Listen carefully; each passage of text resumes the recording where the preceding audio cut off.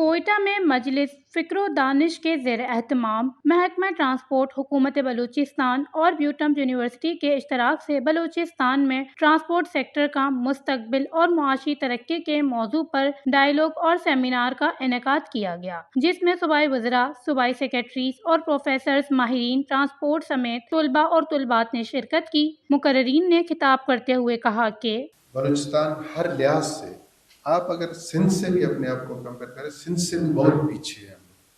سندھ نے اس سال اپنی بجٹ میں ٹرانسپورٹ کے لیے 15 ارب روپے رکھے اور ہمارے پاس 1 ارب روپے۔ ابھی 1 ارب روپے میں بس سے آ رہے 9۔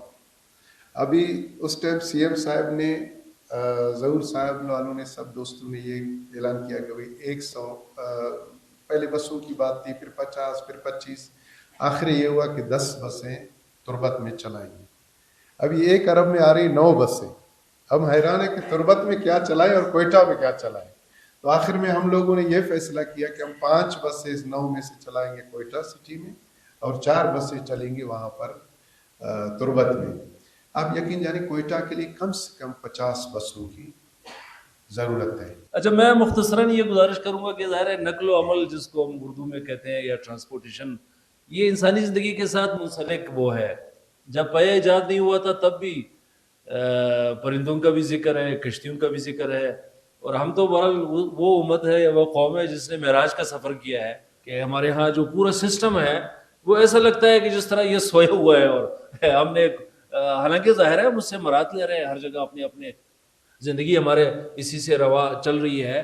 تو اس بیہیویئر کو یا اس اپروچ کو ہم کیسے تبدیل کریں، یہ ایک چیلنج ہے۔ تھوڑا سا خدا رہا اس پہ سوچیے، یہ جو انوائرمنٹل ایشو ہے کہ 2 بندے آپ نے بٹھا دیے اور میری پیدائش سے پہلے والے گاڑیاں جو ہے وہ اس روڈ پہ چل رہی ہیں، جس کا انوائرمنٹلی بہت بڑا ڈس ایڈوانٹیج ہے، لوگوں کی صحت پہ، لوگ بیمار ہو رہے ہیں۔ دوسرا، جو ہمارا جو اربن اسپرال ہے وہ بہت زیادہ ہوتا جا رہا ہے۔ Quetta is the only city in Pakistan, اگر بلوچستان اگر دیکھا جائے، کہ وہاں پہ بھی اسلام آباد میں ایک سیمینار میں سوال جواب کا سیشن تھا، تو اس میں چائنیز سفیر آیا تھا۔